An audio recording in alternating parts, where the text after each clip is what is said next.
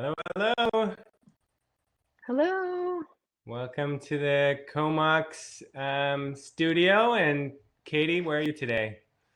I'm in Coombs. I'm visiting my parents, so Coombs, I'm up here in the woods. Right on. And I have our special guest in office today, believe it or not. This is Teara Ashby. Nice to meet everyone. And we're just going to wait a minute to get started. But if people want to chat in and say hi. Hello, Christina. Nice to see you. Or hear you. Hear your word. If you've got any other words, feel free to share them. Anyone calling in from Mexico today or Europe, or who knows? Who's got the farthest distance from Comox? Let's see. That would be interesting. Who's got the closest distance to Comox? Well, we got a few more couple more people signing coming on right now, so we're just going to get started in a moment. Representing Surrey. Hi, Melody. Nice to be here. Yeah, happy to be with you too. Hi, Lynn. Hey, Bridget. I think Bridget's pretty close. That's the Bridget I'm thinking of. Hey, Rachel. Yes, it's Bridget from Comox. Go Comox. Right on. You're such a champion for Comox. I am. I feel like I want to put a magnetic, what do you call those things? Vortex attractor, all the people that I feel like you might be doing it without even realizing it, perhaps. Anyway, okay, so thank you for joining us today. We're going to get started. I'm really excited to be able to share Teara with you today a little bit of her story, if she's willing to share it. Yeah, and Katie's going to stay on, and we're going to kind of co-interview today, and just have a conversation. It's not going to be too structured or too stressful, and feel free to. We'll try to keep the chat open, and if you have a question as we go and you'd like to hop on here, please feel free to do so. We can take live questions and promote you to the on screen and everything like that. So. Yeah, that would be fun. Yeah, that would be lots of fun. So I guess we're going to start with a little bit of an introduction. I've known Teara for about 10 years. I was thinking it was 15. I was thinking about that this morning. Yeah, maybe longer. Long time. And I met Teara at the Vancouver office. And Teara was working in Merritt at the time. Yeah. Yeah. And so Teara is an osteopath. I would say a world-renowned osteopath. I don't know if she's comfortable with that, but she's studied all over the world, and she's written a 150-page dissertation on which we can get into a little bit. She's sought after to speak at. Can we talk about your job offer? No. Sure. Yeah, she's been offered a job at University of Washington. She's spoken in Europe, I think, and all sorts of places. So the fact that she's sitting in Comox, I think, is pretty special. So, anyways, but Teara's got an amazing healing story herself, an amazing story of life, really. And I just want to share. I want to see if what Teara's going to share with us today about that, because yeah, it's really inspiring, and I think it's perfect for where we are right now in human history. So, I feel like I have a lot of big shoes to fill right now. No pressure at all. No pressure. Right on. Well, now with that setup, well, how would you like to? What I've missed a lot, obviously. I mean, Teara has some of the most loyal clients I've ever met. They'll drive like 10 hours to get a treatment on her table, or probably longer. They'll probably fly from all over the world, but I know personally they will drive 10 hours. And so yeah, now I've talked you up even more, but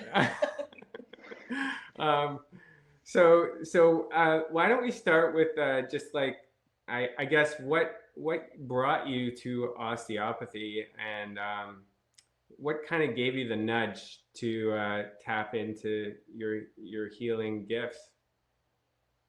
Wow, that's a long story in itself. Mm-hmm. I'm actually a chiropractor. My original doctorate was in chiropractic medicine, and I just felt like it was still missing the mark. I felt like we still weren't addressing the body as a very holistic system, and I was looking for something a lot more comprehensive than just cracking bones. And so I started to explore craniosacral therapy, which is a common place for people to explore to look at a different system. And even that in itself seemed to be very limited and pigeonholed. And it wasn't until I met this amazing osteopath in Toronto who gave me a treatment that I was blown away with how deep the results actually were. And it was something I definitely wanted to explore more. Right on. Okay, so chiropractic to osteopathic medicine, and that's not atypical. There's been other people that have done that before. It's actually a little bit more atypical than other professions. Oh, yeah? I know of 2 other chiropractors that have made the transition. Yeah. You definitely see more massage therapists and perhaps physiotherapists in osteopathy, Mm-hmm. or athletic therapists than Mhm. you would see chiropractors. And I think the difference is learning a totally different palpation skill Mm-hmm. is quite a different mindset from chiropractic, which is a very aggressive, deep palpation. Mm-hmm. Versus in osteopathy, we're really looking at the whole element of the system, and so the palpation needs to be very specific. Mm-hmm. Right. So I think most of you are probably familiar with osteopathic medicine, but the way I describe it, and Teara's going to fix what I say here, is that, it's a broad umbrella. There's many different kinds of osteopathy. It's like naturopathy. But within that, there's biodynamic osteopathy, there's very gentle osteopathy, and then there's more like physio or manipulation osteopathy as well. Is that true? Yeah. So the way I would describe osteopathy is osteopathy is a very old traditional manual form of medicine. It is where chiropractic originated. So D.D. Palmer, that started chiropractic, actually studied with Andrew Taylor Still, and then broke off and just took this one class that he took and made a whole profession out of it, which became chiropractic. It's also where a lot of other aspects of different healing modalities have started in osteopathy, and then they broke off to become treatment techniques on their own. And what we find is a lot of people in the medical system find those treatments on their own to not be complete enough for them. So they need to combine all these different practitioners into a treatment approach that's more comprehensive for them. So they'll see a massage therapist, then a chiropractor, a physio, and then a massage therapist to get something a little bit more holistic. We're still pigeonholing the treatment technique because it's 2 separate practitioners on 2 separate days, and the integration isn't there. So osteopathy is more of a combination of all of those approaches. When I teach students about osteopathy, I feel like there's 3 general approaches to osteopathy. You could do a very biomechanical approach, which is a bit more of what you're talking about with the physio. It's with the biomechanical approach, you're limited to my little pea brain, which is not very large, trying to figure out what's going wrong in your body based on the books and the knowledge that I have before. So you're limited to my knowledge. And then I'm going to apply an external force on your body to move a system in order to correct it. So that would be biomechanical work, which you see a lot with chiropractic or some physiotherapy. Then there's the functional approach. For me, the functional approach, I recognize a health and an intelligence within you that far supersedes my little pea brain. And it knows exactly what to do for the health of your body. And who am I to say that I could override that to help you? So instead, I'm just going to assist it in its full expression of health in your body. So maybe that means realigning some tissues or bringing something into communication with each other for your natural intelligence and health to express itself. That's what I would call a functional technique. In a biodynamic technique, it takes a little bit more brain wrapping around the idea of it. But in the biodynamic technique, in the way that I would describe it, is I recognize a health and a brilliance inside of your body that so supersedes my little pea brain that who am I to even think that I can assist it? Instead, I just hold the space for the emergence of the expression of health and vitality within you. Mm. And actually, out of those 3 different approaches, I would say the most profound and most life-changing approach is the biodynamic approach. Yeah, that's what I've experienced, and that's what I've always thought to refer to, because it's very. I mean, it uses the whole energetic field approach and the emergent sort of healing of nature, very aligned with my beliefs. And thank you. That was a really. I didn't know the three different types. That's good. So. Um, just to take people back a little further from, so you decided to be a chiropractor, but what really, like, was there a pain that you were dealing with? What like, often there's a, the healer's journey, heal that doctor, heal thyself. What was that for you? I think there's been several journeys. Mm-hmm. You're specifically looking at chiropractic, I was a paramedic in Victoria, and I wanted to become a doctor, and I had been accepted to medical school at UBC, and but I was working with these patients in the back of my ambulance, and they were terrified, and they didn't even know who their doctor was. So to start with, I wanted to be a doctor that could actually communicate to my patients, Mm-hmm. and to give them education, or just to give them these tools to help themselves. And that's sort of made me bumble along into chiropractic from there. But I have had multiple interesting journeys to help me develop to where I am at now. Mm-hmm. I don't know where you want me to start with that. Well, yeah, this is, as you can see, it's going to be a little like peeling off an onion here. Tiara's got a lot to share. And, okay, so yeah, basically, we've talked a lot about trauma on the Light Action Gateway, and how trauma is shaping our experience of the world a lot, and our times, and the divisiveness that's in the world right now. And and so I guess I'm wondering how you see the work that you do with osteopathy, as because I know it addresses that. How would you describe trauma as it relates to your client on the table, and then how is it related to your emergence as an osteopathic? What was that for you? Mm-hmm. Big questions. No small questions here. So, trauma that I see in my patients, we have this view that we really see the world through our brain, and that our memories are stored in our head, and that only our brain goes through these traumas. And for example, especially childhood traumas, when you are not empowered and not able to have forethought and to rationalize your way through it, how can we think that just going into, say, talk therapy is going to allow us to rationalize something that happened to a child, which was a very emotional event that was experienced by the child, and they were trying to understand that. So trauma, I don't feel, happens to our brain, it happens to our whole physicality. We also have this perception that we store our memories in our brain, and we know that that's not true. We actually store our memories inside the whole soma of our body. So within our entire fascial network is where we store these memories, and that the structure of the brain is actually a holographic antenna. And we use fractal holographic antennas all day long. They're the processor in the computer that we're speaking on. They're the processor in the phone that we use to play games and phone people. So fractal holographic antennas are the best processor, but they are not a memory bank. So trauma and the memories of trauma are stored in our memory bank, which is actually in our body. And so when we process them, say through talk therapy, we pull the memory out of our body and put it through the processor in our brain, and then put it back into our body.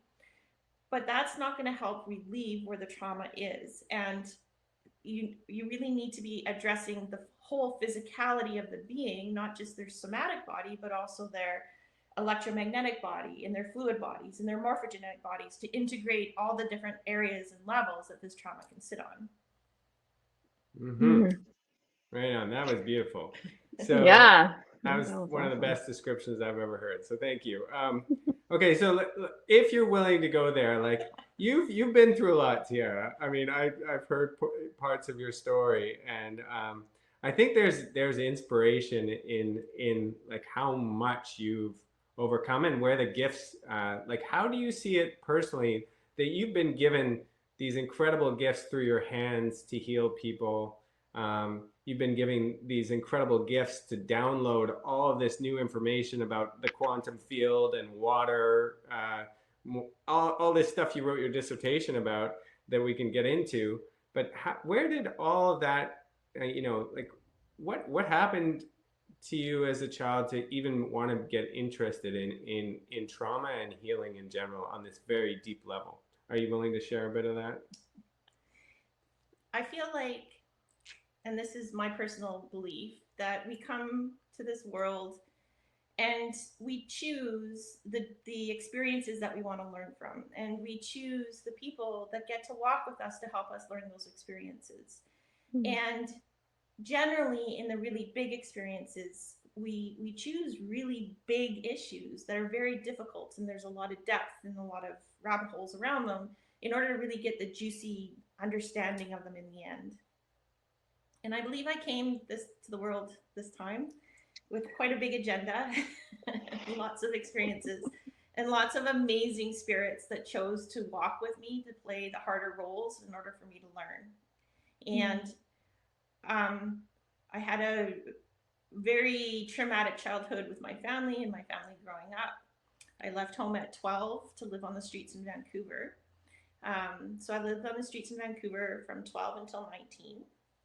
While I was still on the streets in Vancouver, well, Vancouver was one of the places. I was at several places. I still continued to go to school. For some reason, I was determined that I was going to graduate. So all of my clothes would be in my locker at school. I would go to school at 6 in the morning before anybody else was there to get showered and get my change from my locker and go to school all day. And then I would work until about 3 o'clock in the morning. I generally stayed on a park bench in the park that was underneath a really big willow tree, so it was a little bit secluded. So I would sleep from 3 or 4 until 6 and then start the whole thing again. And that was how I was making my way through school. Like, wow, can we just pause there? Like, I feel like I can't skirt by that. Where do you think because I know, like, when a lot of us dealing with trauma right now, like a lot of our like dark night of the soul stuff is coming up on the planet globally, and it's that feeling of sometimes we want to give up or just feeling totally defeated. How in that circumstance did you continue? Like, what was it within you that kept you going? Because a lot of people wouldn't take that path. They might go a completely opposite direction. I've been Yeah. asked that several times, and I don't know if I can come up with an answer. There was just no question in my mind that I wouldn't graduate. And this is not something, I don't feel this is something my parents instilled in me. I don't feel like there's a person that I looked up to. It was like there was just no doubt in my mind that this is what you needed to do because the goal was to graduate. So for me, living on the streets, I've never done drugs. I've never prostituted, and I've never panhandled. And that was my goal on the streets, is to not raise attention enough so people would start asking about it. So I found out later that even in my high school, none of my teachers knew that I was actually living on the streets going to school. Wow.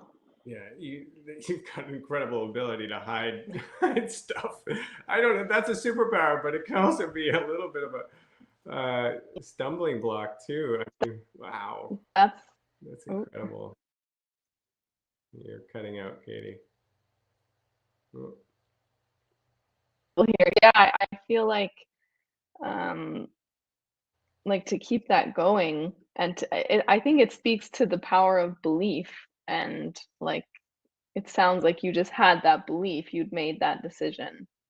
And I wouldn't have said it then, but I feel the guiding light for me my entire life, in all of the different little dark alleys that I've been in, was my connection to my higher truth.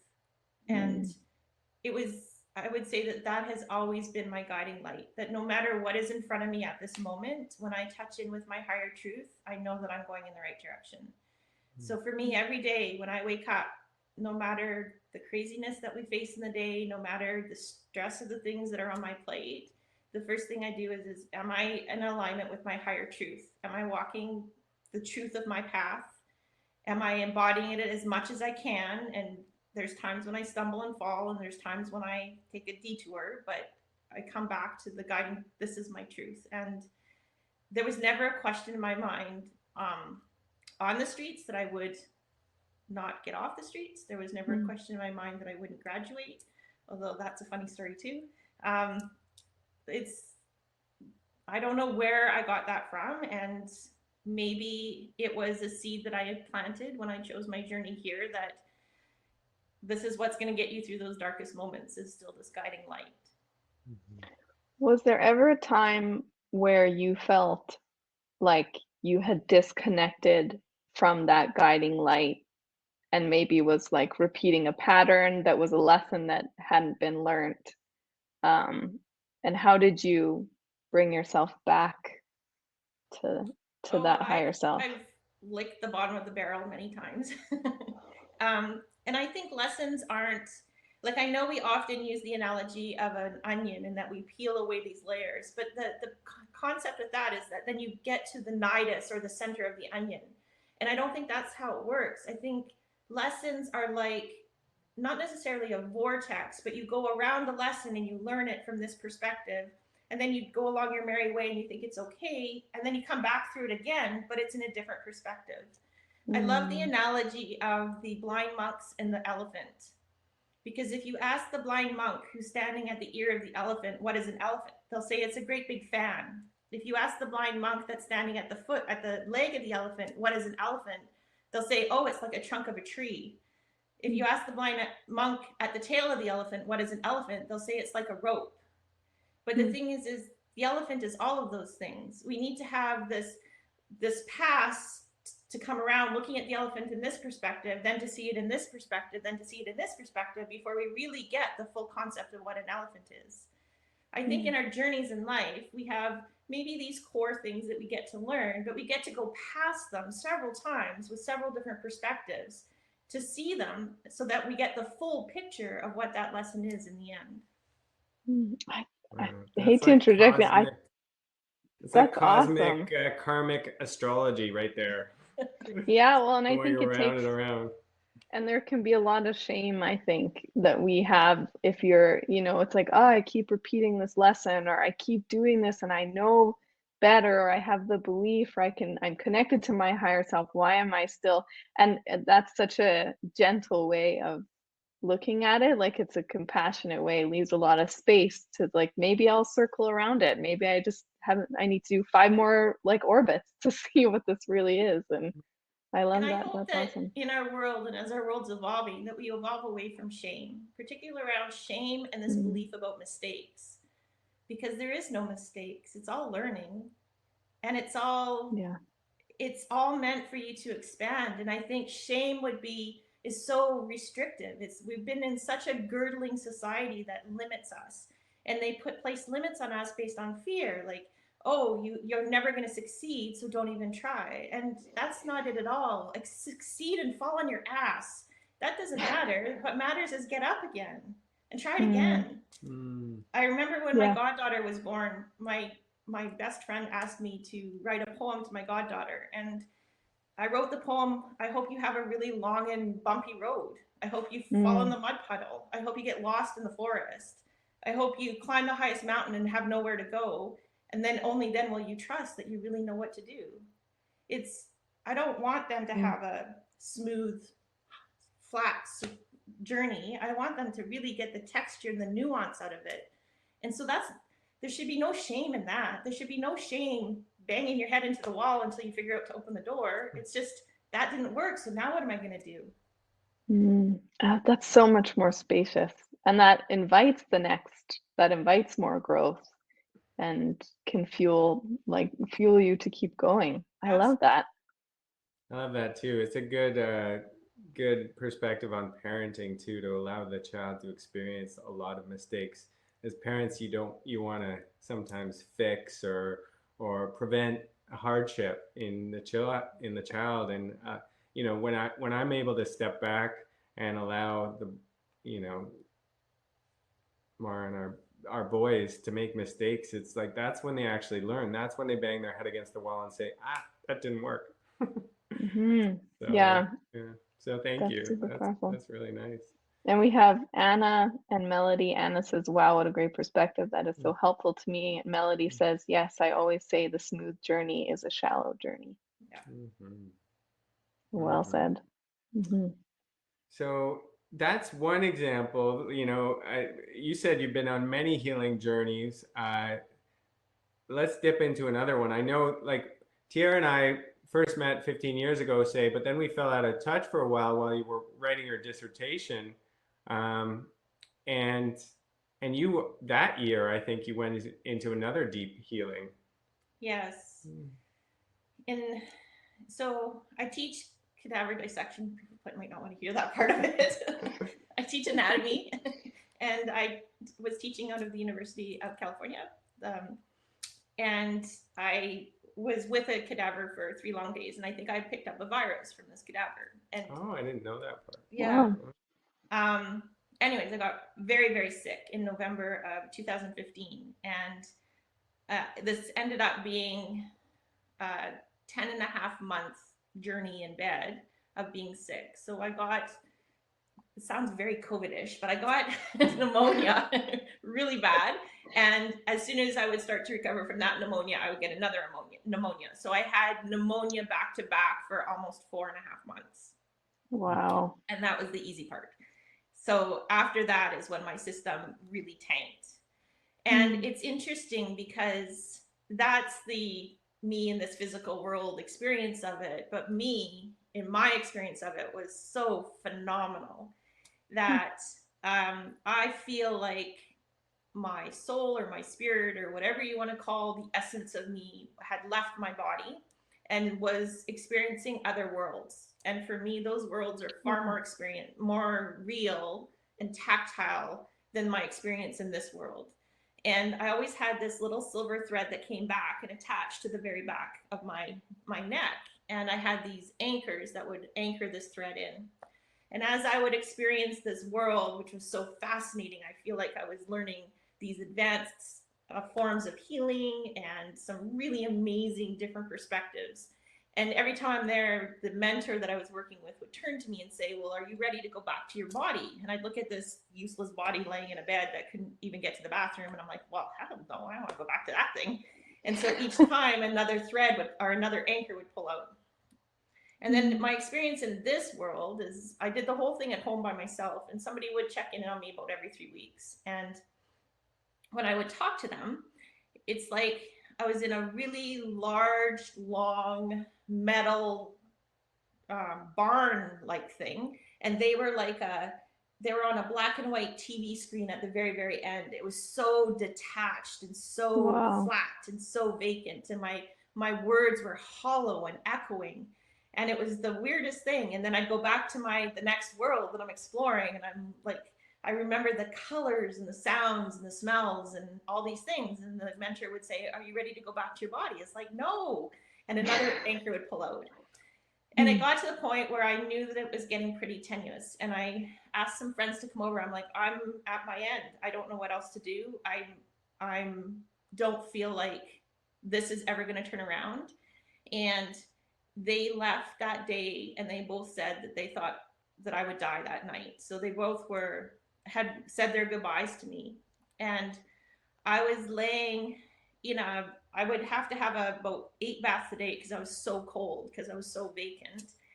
And I remember laying in the bathtub, and I'm in the last world that I was in, which I call the blue world, which had like libraries of information of all this fascinating stuff. And I'm here, and I can, looking back at my body in the bathtub, and I'm like, well, I think that's it. I'll leave that body there and I'll continue in this world. And right when I was thinking that, the mentor that I was working with turned to me and he said, you don't have to be here to have access to all of this knowledge. You can have all this knowledge in your human form. And he made me swallow an apple-sized diamond cut emerald that resided inside of me. And in that moment was the first moment where I started coming back into my body and coming back with all this knowledge and seeing things in a different way. And I also feel like it burned through so many of the stories of victimhood from when I was younger, and so many of the stories that were limiting me and limiting my expansion and limiting what I could do, because it's keeping me in this more victim place, that I can, that all of those things are not the definition of me. They're only the things that got me to here. They're the tapestry that creates me. They're not my definition. They're not who I'm not going to say I'm a victim of this is the first thing I'm saying. It's this is who I am today. And when I came out of that experience, I literally feel like a phoenix coming out of the flames. I emerged with this whole new perception of where I am and what I'm here to do. And part of that I feel is this dissertation, and that I feel most of the information was really channeled for the dissertation from the different experiences that I had. Like, whoa. I just like, that's another one. I mean, there's like 100 of those. We won't go into all of them. yeah, it's like, where do you even begin? Like the thing at the top of my mind that sticks out is I think it's so incredibly inspiring and reassuring how you had like this victim or mentality, or before that victimhood, and you're able to separate yourself from that and bring that into the life that you're living now.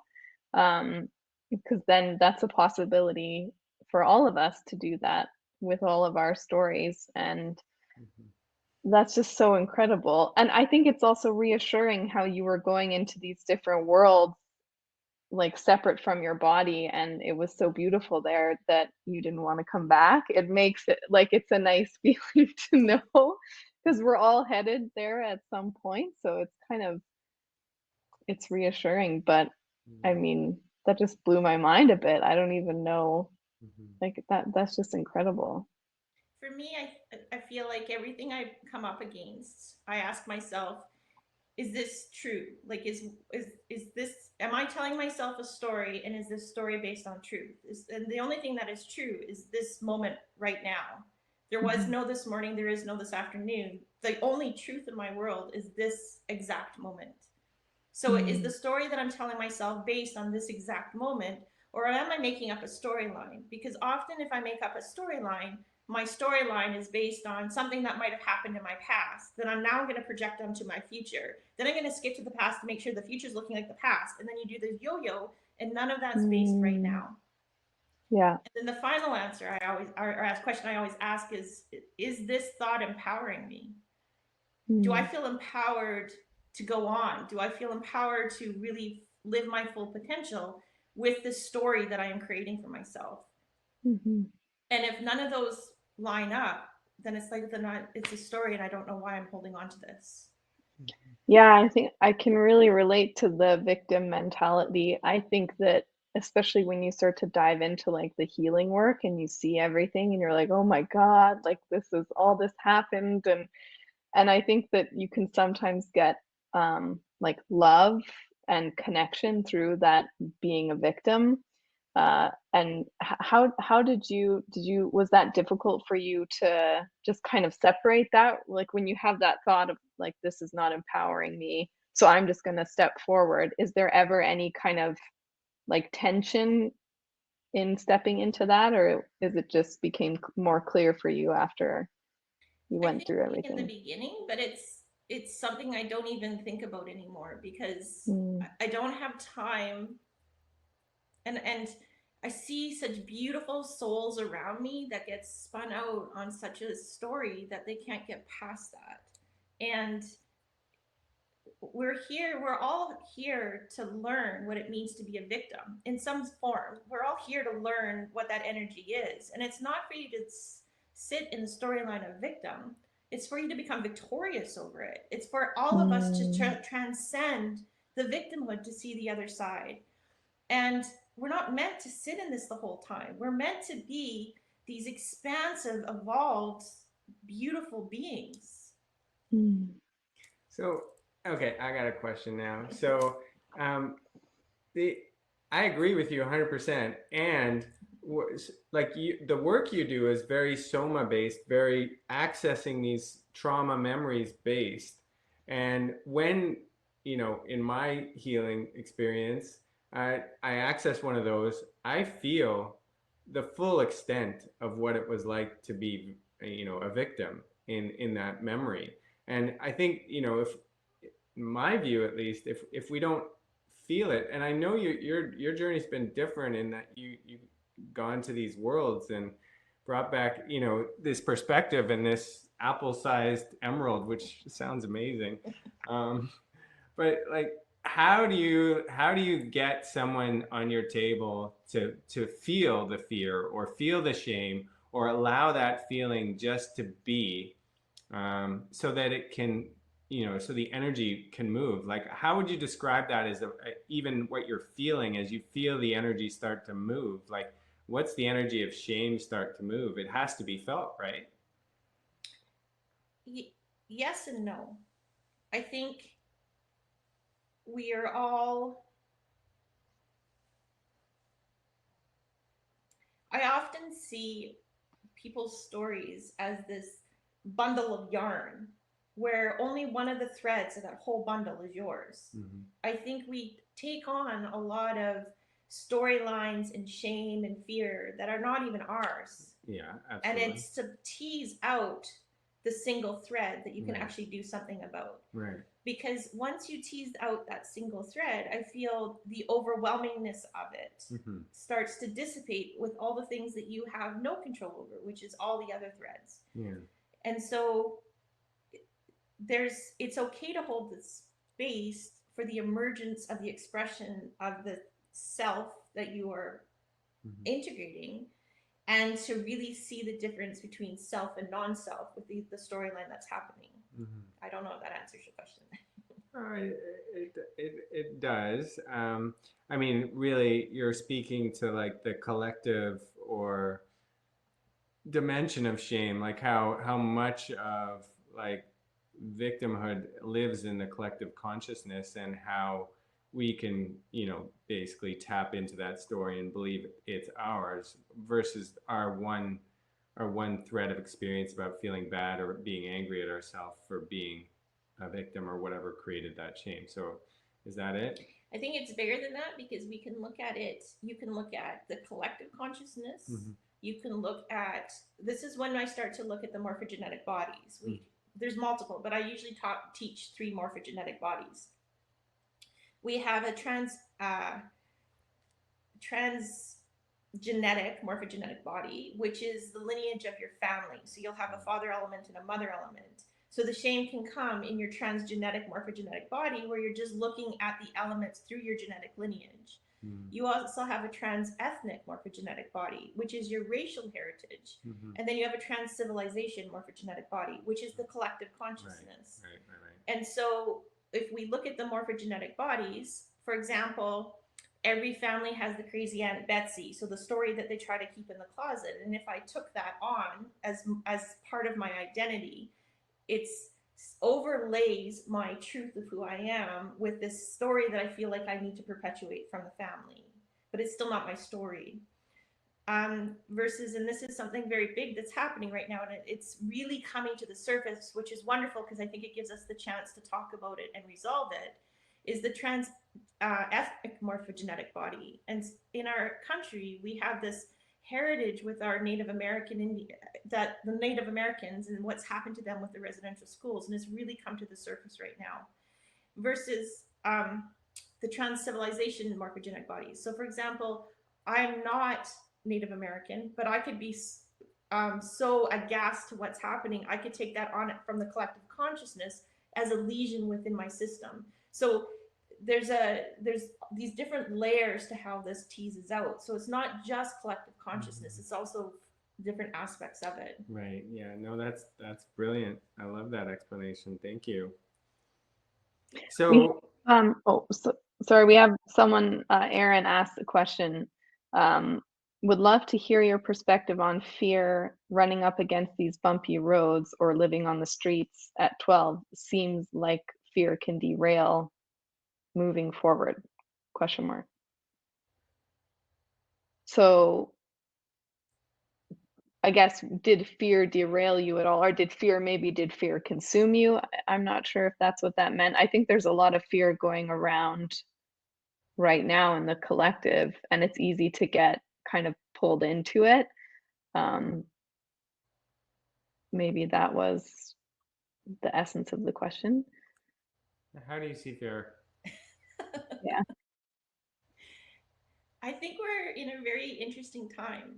And if you look at some of the different esoteric traditions, we're really talking about emerging from an epoch.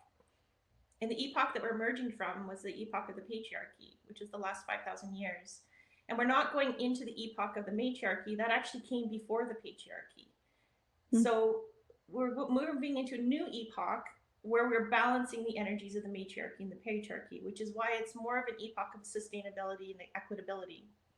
If we look at the epoch of the patriarchy, we looked at, as a human collective consciousness experiment, we went through all of the um, archetypes that come out with patriarchal. There's lots of good ones, but some of the other ones that we're looking at is fear and power and war and hierarchy and duality, and really breaking these things down.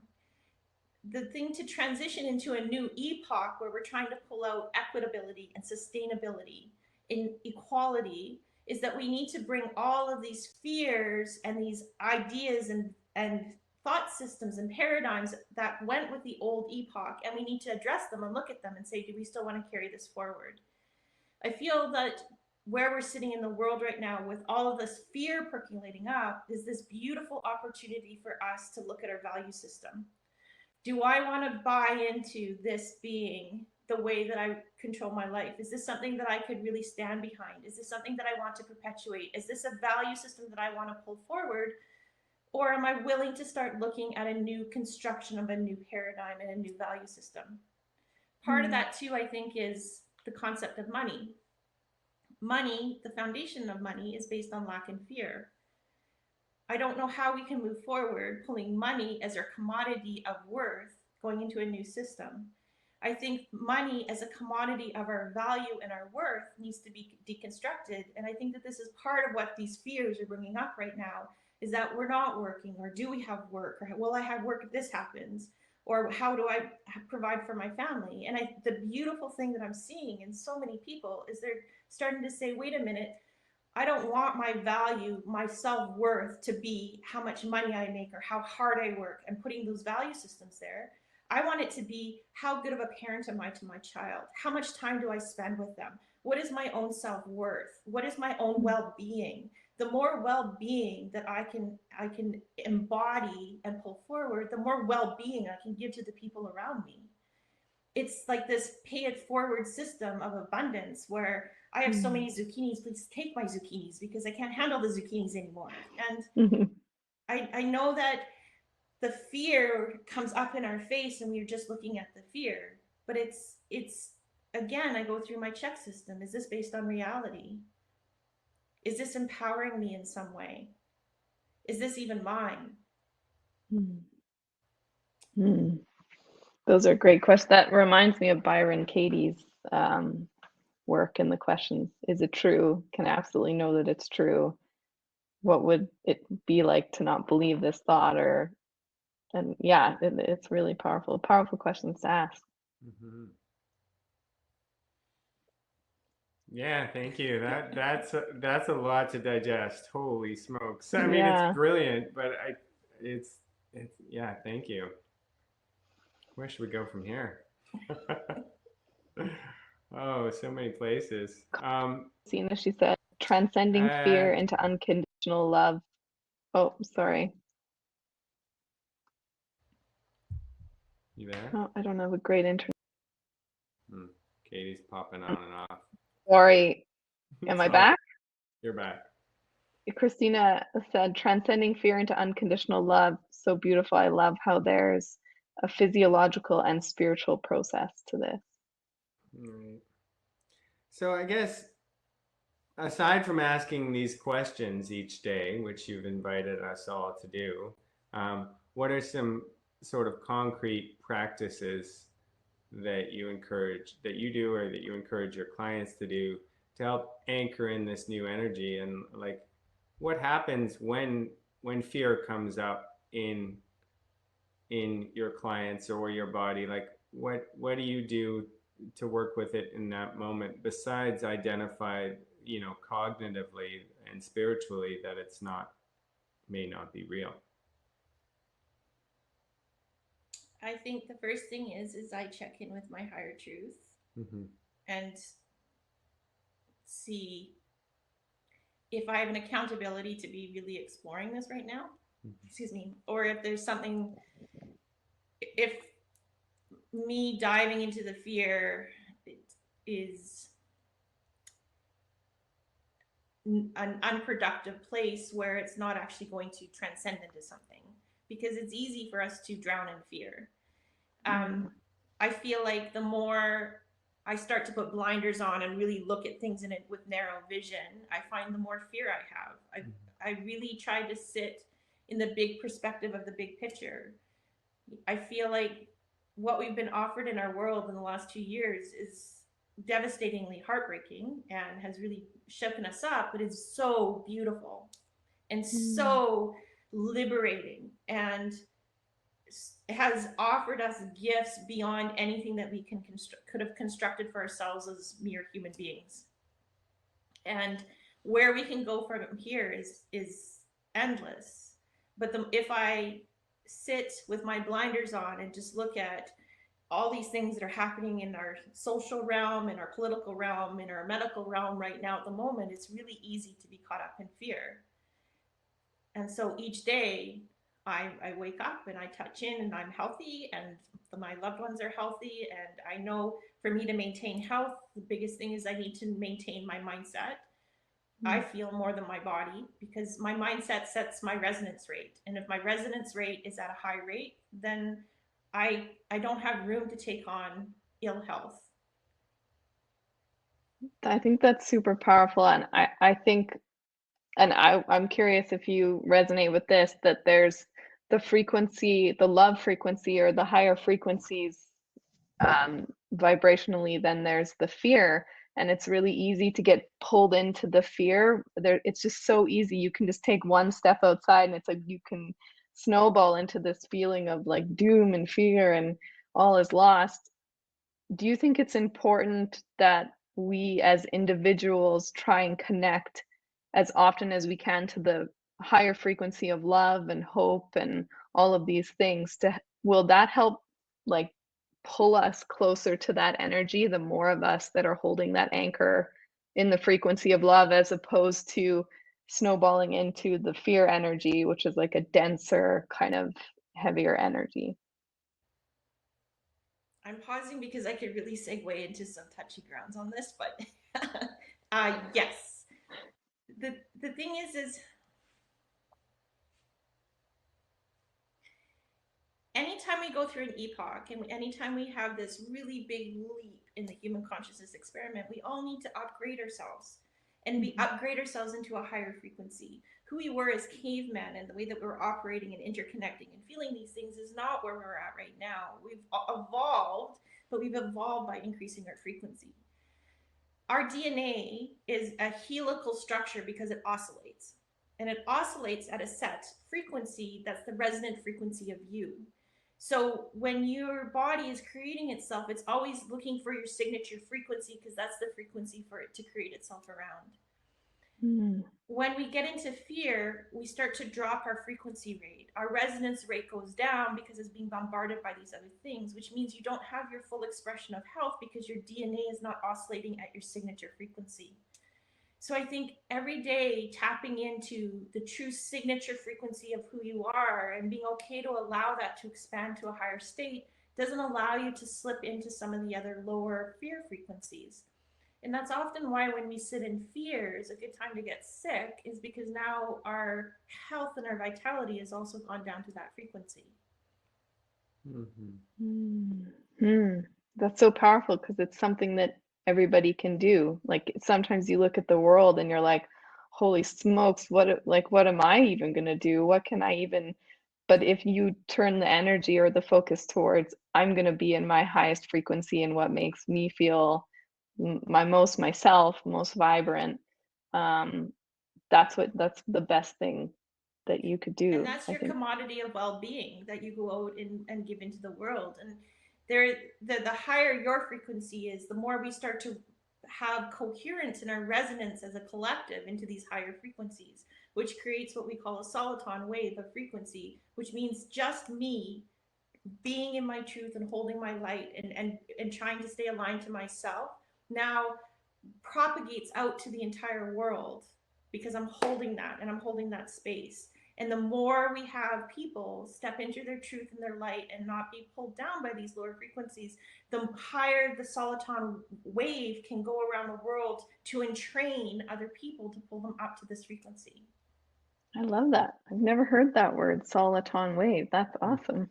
The soliton wave is a summation wave of multiple frequencies hitting a summation frequency. And then once at the summation frequency, it's propagated without ever losing energy. So it's not dissipated as a wave, say through water, where energy would be dissipated and the wave would eventually teeter out. It can go on indefinitely as long as you stay entrained in this summation effect. That's awesome. Giddy up. Great. Yeah, giddy up, buckle up, let's go. And so it's great. not about necessarily going out and changing the world. I think this is the time for each of us to hold it in ourselves. And that, I know it's a cliche saying, but be the change. Just be the change. You don't need to do anything else. Yeah, and I love how that pairs up with the questions that you ask yourself to connect to that higher self every day. Like, even if you start to feel anxious or whatever, fearful, you can be like, whoa, what's the story going on right now? Where am I living? Am I living in the past or am I living in the future? Because right now I'm actually okay. Or is it even mine? Or Do yeah. I resonate with it at all? Does it fit into my resonant frequency? Is it true for me? I think sometimes we lose the connection, or we are taught away from trusting our intuitive knowing, our innate knowing. And I think it's like, for me, I struggle with that. It's like, can I trust though? Can I trust that? Can I trust what this innate knowing is? And that's a practice. If you can't trust that, then what can you trust?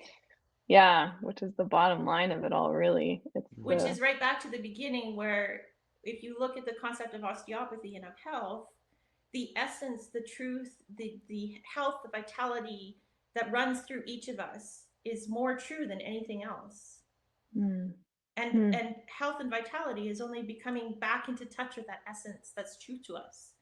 We don't need to go out into the world and find a doctor that's going to tell us what's wrong with us. We need just to stay in touch with our own essence and vitality and allow its expression. That's awesome. The vital force in naturopathy, same thing. I mean, it's just different words for the same stuff.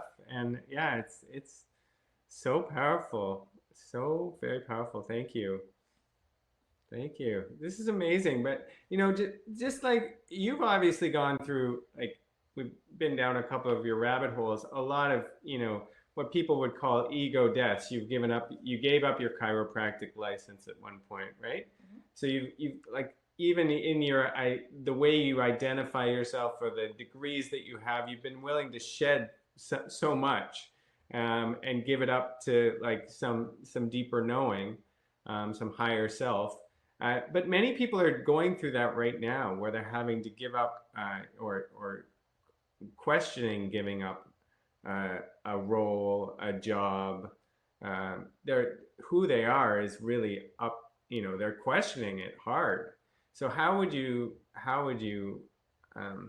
invite someone who's in the and they might be angry. They might be angry that the socio-political, the governments, the mandates.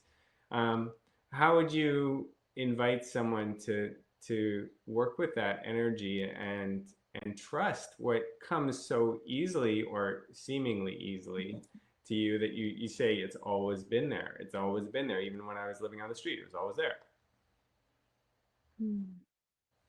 I think right now, the questions that I would ask people is, do you believe the box that you sit in? Do you believe that your only definition of yourself is the letters behind your name? Or do you believe that the only definition of yourself is the construct of the role or the job that you're sitting in right now.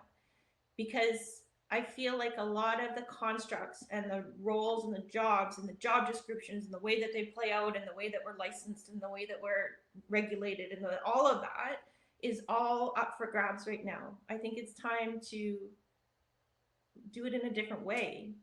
And so the way to get out of a box is not to break through the box or bust it down or blow it up or anything. It's just to no longer believe in the box. Hmm.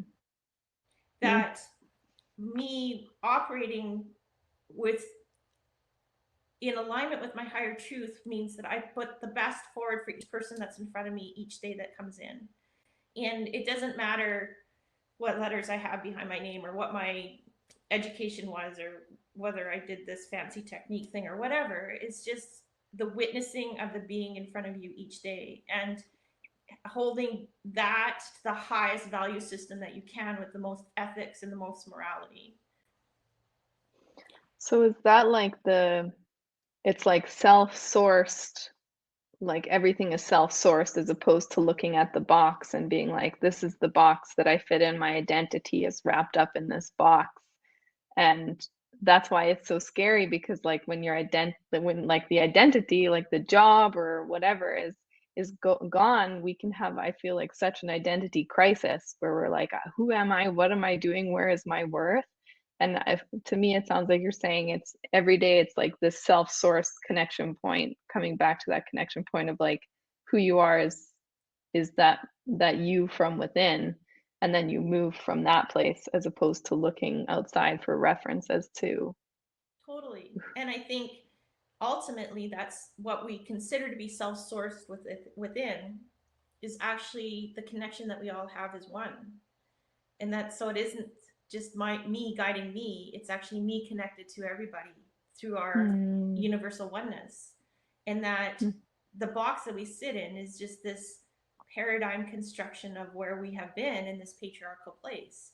And that in the patriarchal place, we need to work hard to prove our worth. And, you're not worth anything unless you work 80 hours a week and have all these toys. And I think that this is a great reassessment of, do you believe in that worth?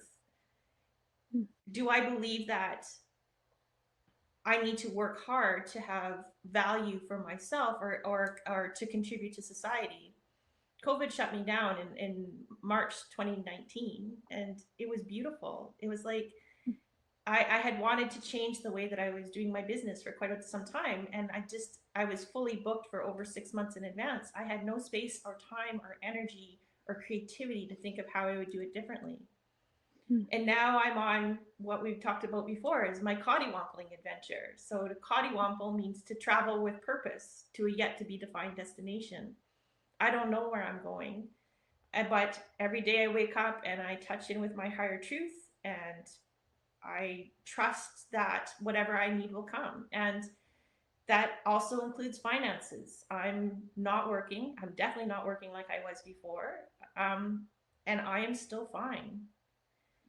I don't know what I'm going to do today except come here and speak with everybody, and then I'll know what the next thing is. And it's so beautiful to go from a world that I easily had my life planned out 2.5 years in advance because I was teaching and doing workshops and everything else, to not knowing what I'm doing this afternoon and trusting that whatever needs to come comes. And every day, even though I'm technically not working in the way that I traditionally worked, every day is so full. And every day I was like, oh my goodness, it's 7 o'clock at night and I'm exhausted. And what did I do today? And I responded to this and I did this and I've met this person and I got to do this and this was offered to me. And it just is dropping into my lap.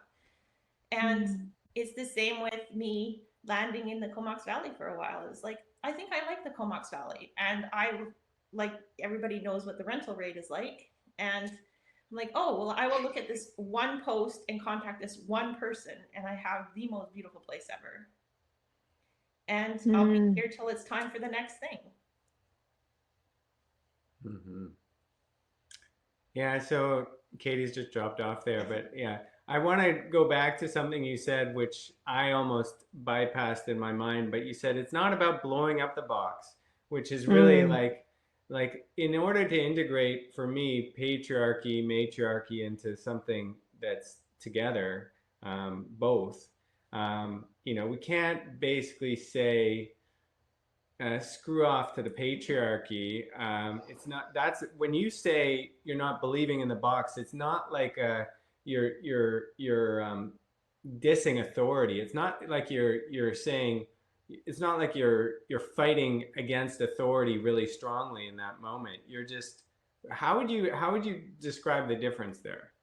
Well, if I fought against authority, I'm just playing their game with their rules in their court because that's how they would do it. But you still have to respect the authority as it is. I still respect the Yeah. authority. So it's important to have that respect for the patriarchy, right? Yeah. Yeah. But it doesn't have to look like the way that they're making they're making me try to buy into. Right. The propaganda says that it needs to look like this. You need to work 9 to 5, Monday to Friday, and it needs to be in this room. It doesn't need to look like that. Right. That everybody has the best expression of themselves and the best contribution to whatever their role is in the world might not look like 9 to 5 in a room. Mm-hmm. So maybe it's the difference for me, at least, as I'm thinking through this, between an embodied no, like a no that you say with your whole body that is very grounded, and a no that comes from fear and unprocessed rage and trauma. Like that's kind of what I see in the world right now, is everyone's vomiting up all the energies of the ancestral realms and all of these things that we've lived with for centuries, and it's all getting onto our screen right in front of us in a very intense way.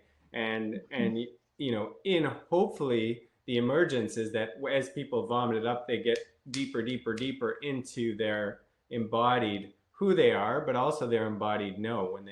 When we can say no, not from a disrespectful place, but like just no, let's stop, let's pause, like you said, let's take time.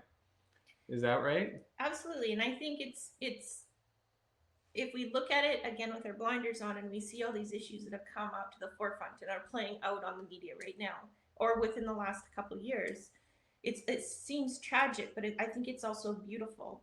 These are all these topics that have come out. So there's been a huge movement with the Me Too movement. There's been a huge movement with the LGBTQT movement. There's been a big Black Matters movement. There's been the residential school stuff. These all were there in the collective consciousness. We've just shoved them into the back of the closet and not looked at them. Having them actually come up and play out on the surface is now we can say, now we can do something about this. Now I can say that I not only think that Black lives matter, I think that every life matters. And every life is important, and every life is here to make a contribution. And every life is critical for the overall working dynamics of the human consciousness experiment. And that I will no longer walk past or put blinders on when these issues come up, that I would be able to say, yeah, I looked at them, they came up in my face, and this is how I feel about them, this is where I stand on them. It's so important to bring them out before we can actually get rid of them. We can't just say, oh, I don't believe in that anymore, and not really go through the depths of what it is. Mm-hmm. It's the same of like having a fever. It gets hot and uncomfortable, and then you're on the other side of it. And I think then it's also the whole premise of homeopathy is you want to take something that's deep down and then bring it out to the surface. And so when people end up with all this acne and they're like, oh my God, this isn't working. It's like, that's exactly what we want it to do. Because it's not going to, you're not going to get rid of it if you keep it deep in the dark. You need to express it. You need to come out. You need to feel it. Yes. Sometimes not Right so on. fun. Well, I think we are at the a little bit over, but at the hour mark. I just want to pause for a moment to see what the energy is out there, and say thank you to Teara for everything she's already shared, and see if we have a little bit more energy to have some questions or go a bit further. Or I think we've covered a beautiful topic today and gotten some. I've felt some tremendous wisdom coming through your experiences and your words. So thank you.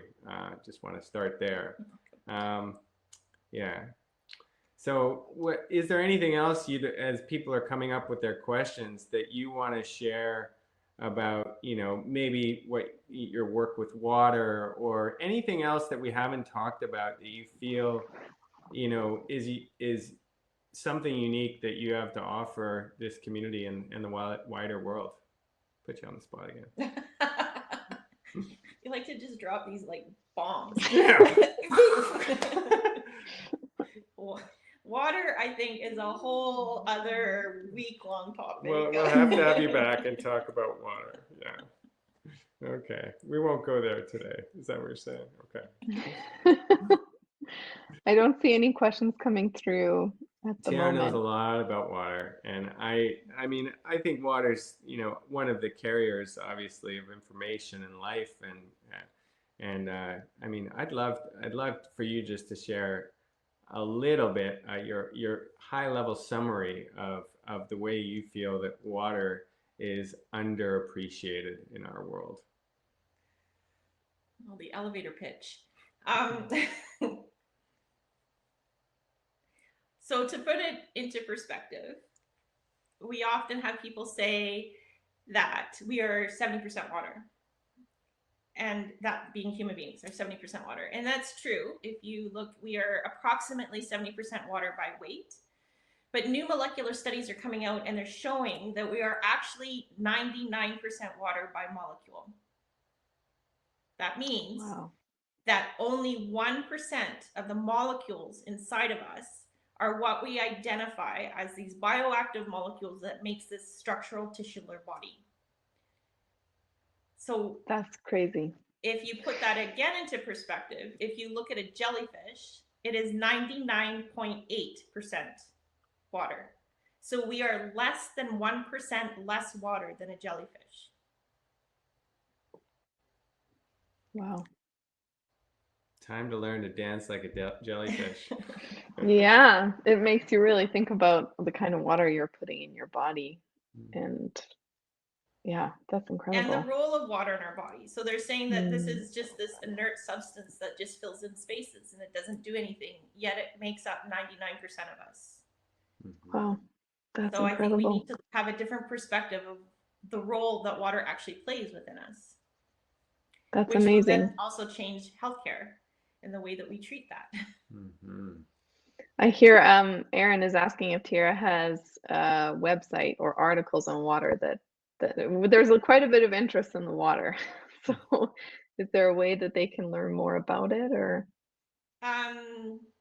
They're welcome to visit my website. I did put on one of the PowerPoints that I presented to Polak Labs at the University of Washington is on my website if you want to listen to it. It's a very quick overview of water. So my website is integratedbalance.ca.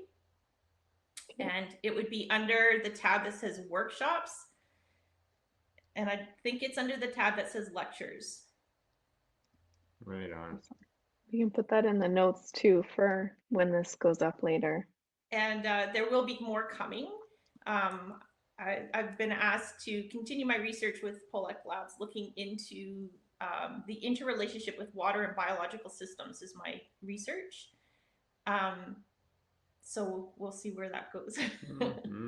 That's super cool. We'll definitely, if you're willing to have another discussion on water, we'll do it again another day. I was gonna say part 2, I feel like might have to happen. Oh, thank you. One final question too from Melody before we close out. What did the apple-sized emerald represent from your perspective? I feel like it represents the crystalline matrix of information that is all around us. Maybe there's a part 3, Chad, I feel also. Well, that relates to water somehow too, I'm sure. It does. Okay, one more, I think, and then maybe if you want to close out after this one question, does that sound good? Yeah. Oh. Yeah. We can I'm keep freezing hanging again. out. I'm happy. But yeah, we should probably close out soon. Are you there? Yeah, I'm here. I don't know if you can hear me though. Yeah. Well, Katie's getting her There's not such good internet connection here. Totally my mistake. But Aaron asks, I've heard a thought that when children have a bad fever or illness, they then develop a milestone after, have some sort of some spurt of growth like language.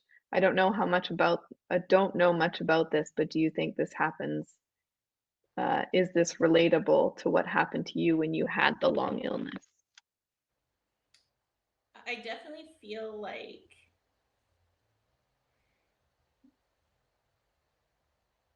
when you look at water in the body, when you have discoherence in the structuring of water in the body, you have heat. And I feel like fever is a way that you reformat or restructure your entire fluid matrix inside your body to create better coherence within the matrix, which would then allow you access to both more information and to reach more developmental milestones. Woo! I love that. I got really excited about that right there. I've always thought about fever. Thank you for asking that question, Aaron. I don't know if you got excited about that, but I've often said fever is a huge leap forward, and you've just put it in terms that are so, yeah, just inspiring. Thank you. I have to write that down. Anyways, thank you, Katie, for using your amazing skills as a podcaster and helping this interview happen. That was just fascinating to me. I'm so intrigued to hear more, and thank you for inviting me on. This was lots of fun. Yeah, and thank you all for joining as usual. And yeah, I look forward to the next time we gather again. And I hope you all have a wonderful couple weeks. Nice to meet everyone. Thank you so much for having me. Bye Bye, guys.